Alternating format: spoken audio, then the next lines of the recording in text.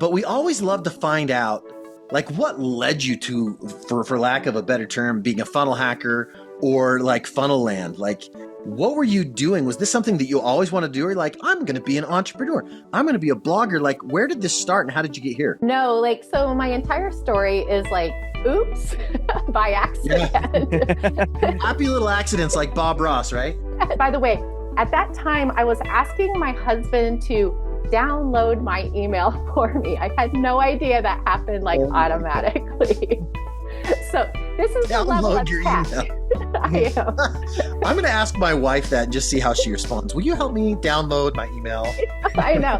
So, I mean, he's very sweet to not make fun of me, but now I'm like, what was he thinking? I knew it was going to be the highlight of my day, and then now we're here. So it's actually all happening.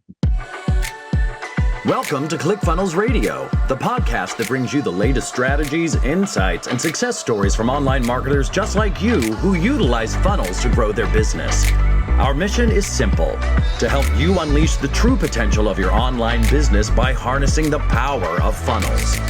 Join us every week as we bring you exclusive interviews and thought-provoking discussions that will revolutionize the way you approach online marketing. Here are your hosts, Chris Cameron and Ben Harris. Welcome back to ClickFunnels Radio. My name is Chris Cameron, and joining with me always is the co-host with the most, Mr. Ben Harris. What's up, my friend? Chris, I'm having a good time today, filled with meetings, and I couldn't be more excited for this one. I knew it was gonna be the highlight of my day, and then now we're here. So it's actually all happening. Look at this. Joining us live, and I think this is episode number 720, but joining us That's live right. from the Dallas, Texas area is the one and only Holly Homer. And let me tell you, it was so much fun, Holly, too. Welcome out, by the way. It's so much fun, too, is like realizing like, oh, we totally know each other. And then where we've crossed paths, you've been on cruises with Ben, like we've been in Mexico together at different masterminds and stuff. And so it's really fun to get you on here and kind of talk about this journey, because we've crossed paths a little bit, but you've been doing so many cool things, from being a blogger to actually doing software. My goodness, building email lists. So anyways, welcome out. Good to have you. Thank you so much. Yeah, I know it's like a really weird path, but that's kind of how life is these days. Yeah, it is. And the funnel world is kind of small. Like you end up, kind of crossing paths with people. But we always love to find out, like, what led you to, for lack of a better term, being a funnel hacker or like funnel land. Like, what were you doing? Was this something that you always want to do? Or like, I'm going to be an entrepreneur. I'm going to be a blogger. Like, where did this start and how did you get here? No, like, so my entire story is like, oops, by accident. Yeah. Happy little accidents like Bob Ross, right? Yes, exactly. So no, like my previous life, I use the air quotes, is I was a physical therapist, and, helped put my husband through medical school. And so, but I always said when we had kids, I wanted to be a stay-at-home mom. So as soon as he finally was gainfully employed, we had children and I stayed at home. And I had 3 little boys and I was completely overwhelmed and felt super isolated, because when you have 1 or 2 kids, you can like pop them into the car and go places. But when you have 3. By the way, Holly, I feel you right now. I have 4 boys from 17 down to 7. So I feel you. Keep going. Yeah. So I have 3 boys. So you're an overachiever, but my wife is. Yes. Yeah. So anyway, I was emailing with one of my friends from college who had 2 little boys, kind of the same age as my older ones. And we were writing these really long emails back and forth. This is about 20 years ago.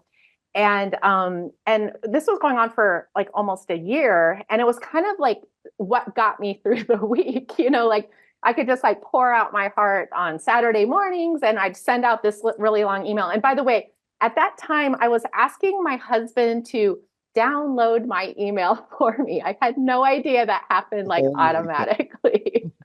So this is the level of tech. I am.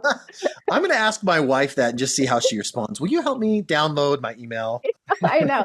So, I mean, he's very sweet to not make fun of me, but now I'm like, what was he thinking when I'm like asking him to do this for me? But anyway, so Jody, my friend, one Saturday morning, the subject line is, I think we need to stop emailing.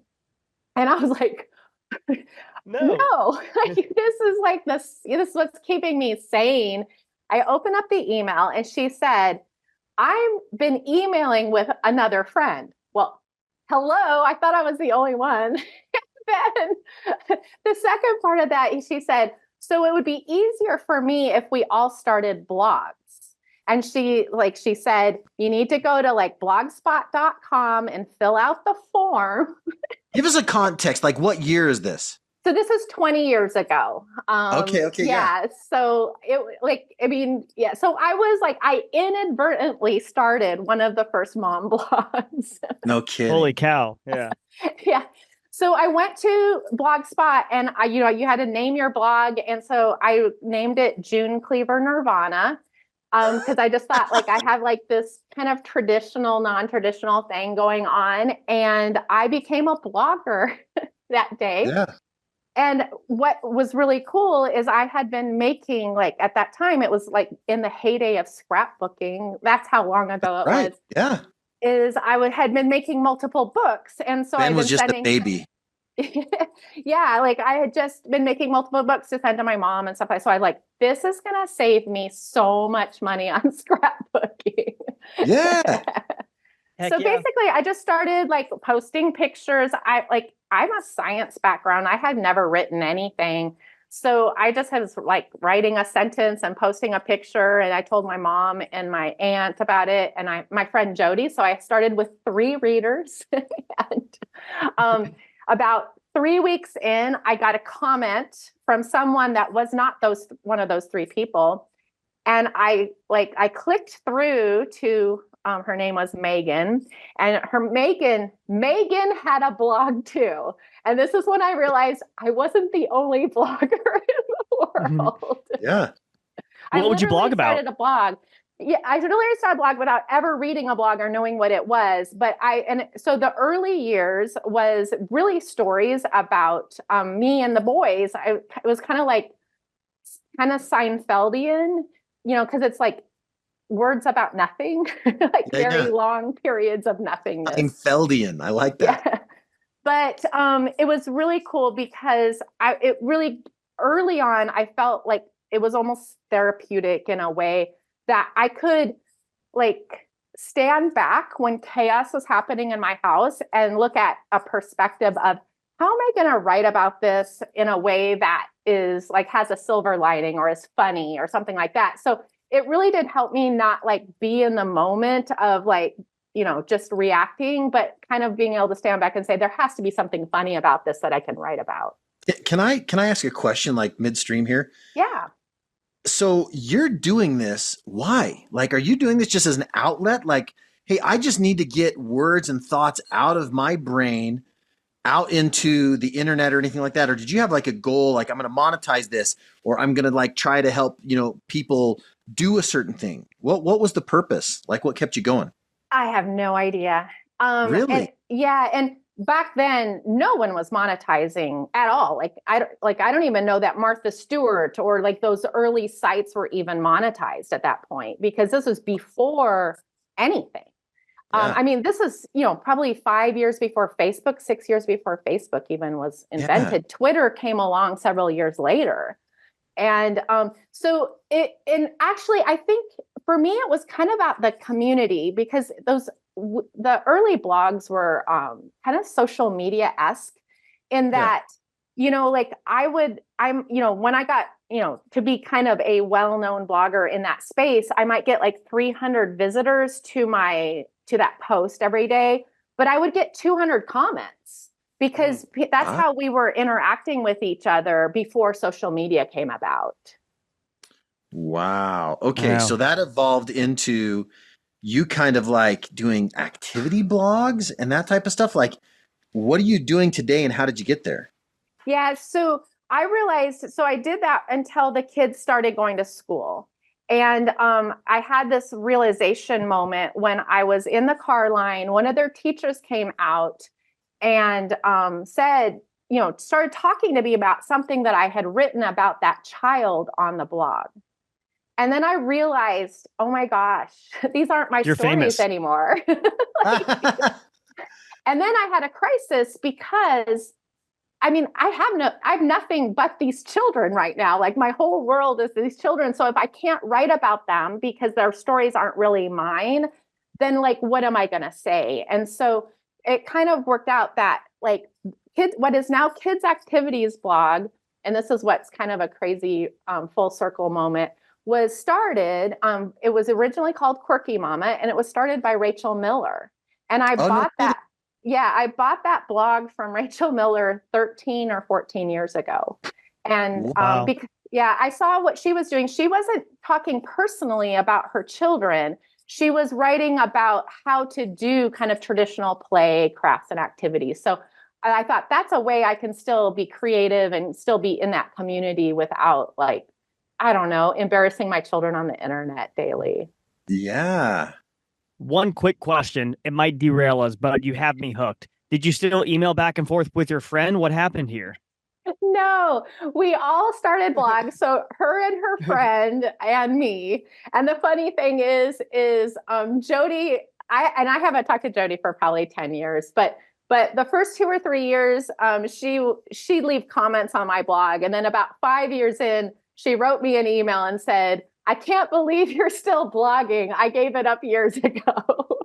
Jody, Wow. if you're out there listening, reach out to Holly. We want to hear from you. Yeah. That's right. She wants to hear from you. Yeah. I do. Where are you, Jody? Oh my gosh. That's super crazy. cool. So, at some point though, you have started to monetize, and this has grown from blogging to even a software, and you've become extremely good at building an email list and also, keeping that active. What was the transition then? Let's first start maybe with monetization. Yeah, so in the early days, once I saw that that somebody was monetizing, and you have to remember, like I had run a physical therapy clinic, and I'd done budgets, and I've always been a math and statistics girl. So like I just when I saw these things happening, I was like, well, if someone's going to make money on this, I'm going to. I mean, like, like this sounds fun to me, and I'm like staying at home, and like it'd be kind of cool. I had the luxury of staying at home and doing this without having to like spend money and stuff like that. So like I was like, anything extra would be kind of cool. I'd be able to use it, for some fun stuff. Wouldn't be taking it out of the family coffers. So I just thought I'd try it, and so I like in the early years, I had all sorts of websites. I did She Is Dallas, which was a local site for moms in Dallas. I started the first business that connected bloggers with businesses that wanted bloggers to write about them, called Business to Blogger.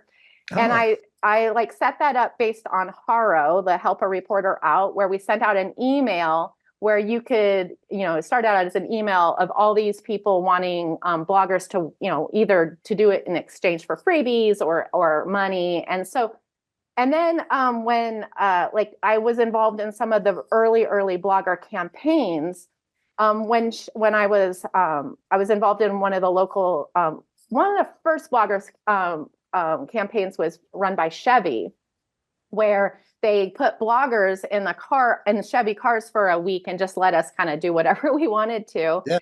And then they were like, we just can't find bloggers. And I was running DFW bloggers at that time, which I had over 500 bloggers on my list. And so I was like, oh, I'll just run your blogger campaigns for you. And so I was actually working like alongside Chevy in those early days, putting bloggers into cars and stuff like that, because like we didn't know what this was going to look like.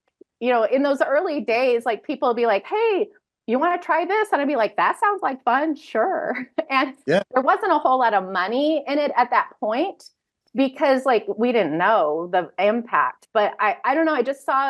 Well, first of all, it was fun. And then second of all, I just really felt like if, as the foundation of all this started, it was going to lead to monetization in ways that we couldn't imagine. Well, in blogging, we can get into the other stuff in a second, but let's fast forward, right? Let's fast forward. It's 2024. Yeah. Somebody's kind of getting in online. Would you suggest that somebody still starts with blogging? Is that an older notion? Like, it feels like it's maybe an older thing, but can it still be successful? Would you suggest somebody starting a blog and doing this? Is there a revival happening? Like, what's going on with blogs in 2024? Yeah, Yeah, I mean, it's funny. It's not like Russell has said this from the stage anytime. Blogging is dead, but I always laugh because I'm sitting in the room making my living off of blogging. That's what feeds my family. So Yeah. it's not dead in 2024. I mean, blogging, making money on the internet in general, whether it be blogging or anything, is going to be the most massive roller coaster you've ever seen. And so one of the ways to stabilize that is to have multiple streams of income, but I would say I still, my blog gets, between 1 million and 2 million page views a month. Yeah, that's massive. That's a lot of traffic. A lot of traffic. Whether it's like, okay, I'm monetizing with, ads and stuff like that, but also, hey, I'm selling my own products, I'm selling affiliate products and all those kind of things. I'm emailing. Yeah, that was going to be my next question is like, how are you monetizing? Is it ads? Like maybe you can dive into that a little more. Yeah, for me, it's still the majority of it is still the advertisements. So you see in my sidebar and in context. The blogging has gotten really advanced in the last few years in that I used to have to like manage that all myself through like, Google ads and Google DFP and all these like sell ads. Like I used to sell ads to people like on the side of my blog. And now there's companies that will come and just do that. And guess what? They're way better at it than I ever was. So yeah. So the ad management companies really help monetize that at a much higher level than we ever could in the past. And then I sell a lot of affiliate products, everything from Amazon to products that are real kid related that might be, from smaller companies that I can get a higher percentage of. And then I sell my own products. I have a printables library. I do a lot of like coloring pages, worksheets and stuff for preschool and homeschool. And then, and just little, it's funny. I once had someone coming to look at potentially buying the blog, and he like looked at everything. He's like, I've never seen anyone squeeze more money out of more places. So if I'm making $5 here and $2 here and $10 here every day, it all adds up, and that's what's really cool. Got you. Blogging. Is that a result, would you say, of one big thing or a lot of little things? Back to the comment of your potential buyer who said, I've never seen someone monetize like this. What specifically would you think adds up to that? Because I know you mentioned affiliate products, kid products. Yeah. What are you doing that others aren't? Yeah, I mean, I think, first of all, I've been here for 20 years. And second of all, so I've had time to build things over time. Like none of this happens, over a quarter or over a year or stuff like that. But also I always just there's nothing too small to try out. And it's kind of I always look at everything as like a laboratory, whether it be driving traffic or like setting up a funnel or monetization is like, what little experiments can we do? And then, every algorithm in the world is conquered by doing more of what's working and less of what's not. So it's literally everything in Holly's business today is do more of what's working and less of what's not. Smart. Well, I want to cover two things for sure. One, I want to talk about how you built this email list, and then I want to talk about your software too. Okay. So how then are you building? You've got a list of like 250,000. Yes. What was the main way that you built that list? And I do know, well, first of all, how often are you sending to this list? I send at least once a day. Okay. So I want to know how you're building this list, and then I want to know how you're sending 1 to 2 a day without getting burnout or like unsubscribes. Yeah. So basically about 4 years ago, in fact, it probably was at Funnel Clicking. It was at Funnel Clicking Live, whatever. Funnel Hacking Live. You got it. Funnel Hacking Live. Yeah. My brain isn't working. My friend Becky, I was there with my friend Becky. You may have remembered her. They pulled her on the stage because she had an email list of 100,000, and she's a blogger. And I sat there and I was at that time, my list was probably 35,000. What city was this in? Which Funnel Hacking Live? This was, I think, Florida. Because Orlando. Yeah, I think it was in Orlando. Okay, cool. And they were talking about email lists, and they were like, "Look at this girl; she has over 100,000." And I'm like sitting there going, well, well, and I know Becky really well, and she had actually we'd worked together and stuff like that. So I was like, kind of inspiring that. I was like, oh, well, if Becky can do it, like I'm going to do it too. And so I had like one or two opt-ins on my site. And I just decided, and like this did not happen first when I get home. And this is one of the things that like I would encourage people, like life happens and you don't get around to things sometimes. But as soon as you can get around to things, so as soon as I could get around to it, I ended up, I said, I'm going to put a new opt-in on like once a week. So I'm just going to add an opt-in. And for me, like, it's coloring pages. I just decided to gate any of my printables with an email sign up. So I started with one or two. And then as I got a system put together, because I knew I was going to have a lot. So that was the other thing, is at the beginning, I was doing just a lot of testing and then trying to figure out how am I going to manage a lot of email signups? Because, if you have like a ConvertKit, which I use, or an Aweber or something like that, they're expecting you to have maybe 20 at the most. They're not expecting you to have hundreds. Yeah. And so I kind of developed a system, and then I hired someone, and it was like a 15-year-old girl who just, who that's all she did for me. So she'd come in every few days and just hook up anything that we had on the site that was a printable. So, because I'm not very good at tech. So I was just like, I don't want to worry about it. And of course, like if you hire a 15-year-old, it's not that expensive, by the way. But, so over the years, I need to go count them, but I have probably over 1,500 opt-ins now. Holy cow. Yeah. But I started with one. And then like, as you got better and easier, and as you have a system, you can multiply that. So today, like I'll probably end up with about 600 new subscribers today. That's just generally what I get on an average day. But I'll also have 200. I'm doing the math on that. That's 600 days. I know. Rad. But I'll also have 300 unsubscribes. Who cares? Okay. I don't have to pay for it anymore. Who cares? You're doubling over that. Yeah. Yeah. Who cares? So net 300 to 400 a day. Yeah. So, and I think I learned that on Facebook though, when I built Quirky Mama, and, people would be like, oh, you post too much, you're going to get people that unfollow your page. And I'm like, good riddance. They're not that into me. Yeah. Are they aligned or are they not aligned? Yeah. Yeah. And like, in fact, in the early days of trying to get an algorithm to start noticing you, like you really want action, whether it's positive or negative action. And so that's kind of the way, and so even like every month or two, I'm going to go in and like weed out the people that aren't opening the emails, because it's expensive to run an email list of that size. I gotta know, what's the subject line for today's email? Subject line. So I have them scheduled out for several weeks. I don't know what today's is, but I will tell you, smart though. We A/B test for a really long time until we get a formula that works. So it's going to mention three things, something for everyone, basically. And one of those things is going to have the words for kids. And that's what we tested a ton of A/B tests on just a bunch of the emails. And that's the formula we fell into. And we use a lot of emojis too, because we're fun. Yeah. How far out are you scheduling these? In general, in my business, I like to be 2 weeks ahead, because like otherwise there's not a buffer for like life to happen. Holy cow. I hope people are paying it. I know.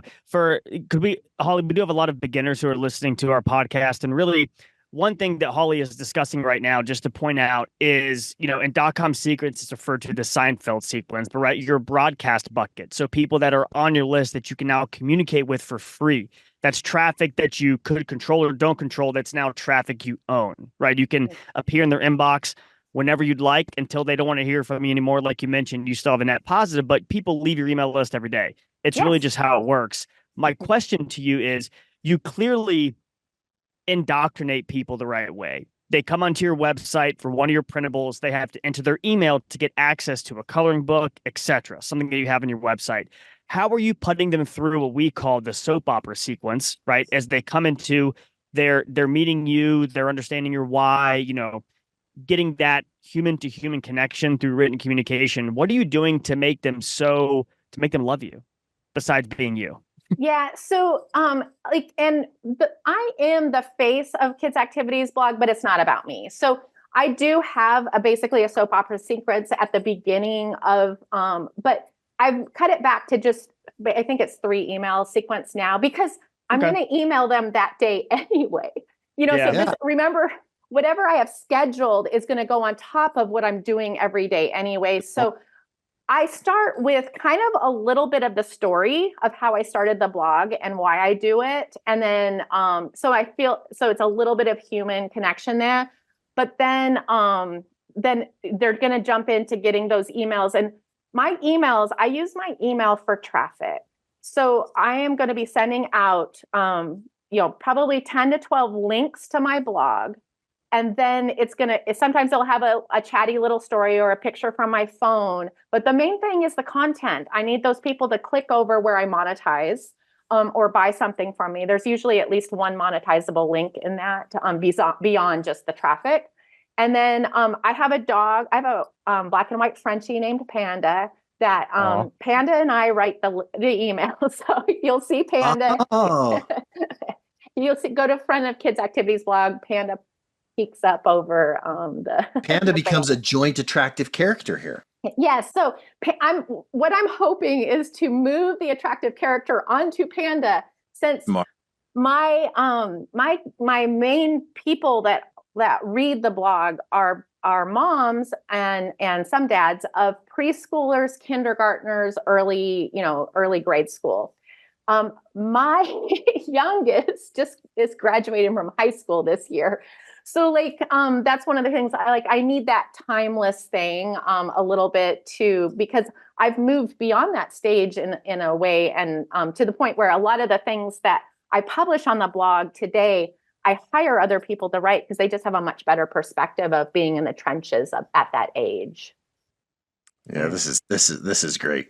I know, right? It's really the foundational basics that always stay the same, like online marketing 101, just looking at those metrics. And one thing I've gotten out of this conversation is that you're not afraid to try new things in your business, right? See if it sticks and then pour gas on the fire. What's the last new thing you felt like you've adopted that you could share with our audience? So, and I love what you said, because failure, even though it feels gross, is one of the greatest gifts you'll ever have. Flip that. Qualifier. Yeah. It feels horrible when you're in the middle of it, but when you fail at something, especially if you fail spectacularly at something, then you get so much data that you could never get from the success. So I love to throw, I'm throwing stuff out there all the time, and I think back over the years, if I'm an early adopter to everything, I'm in it for the adventure. I'm often practicing in front of people, I think back to when Facebook Live came out for the first time. I had been doing live video on Google Plus, which that doesn't exist anymore. But I loved live video, and so I was super excited when my Facebook page, Quirky Mama, got live video, and so I get rolled out 5 o'clock on a Friday afternoon. I'm live at 6 p.m. and and I'm going live to a page that had at that time probably 1.52 million people on it. So I'm practicing in front of an audience, and you just have to be okay with what life is like when you're doing that. You're not good at it. you're not, I don't know. So when you're at a scale, and so sometimes that's one of the things I'd say, if you're getting started and you're turning on a camera and no one's there or one person is there, that's actually, it's a blessing in a way, because by the time those people are surrounding you, you're going to be a lot better at it. You've heard how Garrett J. White explains that? Hilarious. I have that quote everywhere, that you're going to suck at something long enough until you're not going to suck anymore. Yeah, and nobody's watching when you first suck. And you know what? Eventually you're going to suck less and less until you're going to suck so little that you're finally good. And You're that's when people okay. Decent. I love that permission. It's fantastic. Yeah. So the latest thing I've done is I've gone back to Pinterest, in that, like I had, hired it out for a while and it was doing okay, but I thought, you know what? This is one of the higher traffic sources to my blog right now. Like I'm going to take the next quarter to really dive in and do it myself and make sure that we're maximizing it. So that's like my life. Like I've pinned probably 20 things today. I've made new pins on all these things that I hadn't done for several years because I was working on other projects. But I thought this is a way to kind of throw myself in to make sure that my business is optimizing that traffic in a place that is actually sending traffic right now. Now, yeah, in that same vein, you've created something, from what I understand, that helps remove you from this in building this list. So tell us a little bit about Page Wheel. This is like using AI to help people build these lists so you can remove it and work on other things that are your superpower. What's that all about? Yeah, so Page Wheel kind of came about because Rachel and I, Rachel Miller is the other one that is a partner on this. We have another website called One Crazy House. And so we were putting together based on kind of my opt-in, like, hey, let's get 1 million opt-ins. And then we thought, okay, we'll do an opt-in, but then we also want the low ticket products. And so we were like putting together like camping guides and organizational guides and how to clean your kitchen and how to clean your bathroom and stuff like that. But they were all like low ticket printable, workbooks, that kind of thing. And so you guys know, as funnel builders, like a small funnel versus a big funnel, it's still a lot of tech and moving things, moving pieces, putting everything together. And so I was just like, the math on selling $7 products without an upsell is hard in this world. If you're spending, 10 hours on a funnel and, several $100s on software and stuff like that for that, and so we're just to move that out to get list building and small engagement pieces.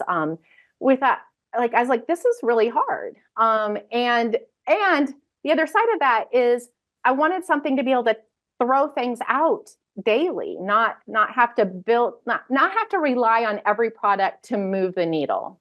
Kind of the spaghetti throwing thing. And so we started out thinking we would just, automate some things. And then Rachel was like, no, I think we could solve this by creating templates that would create a digital product.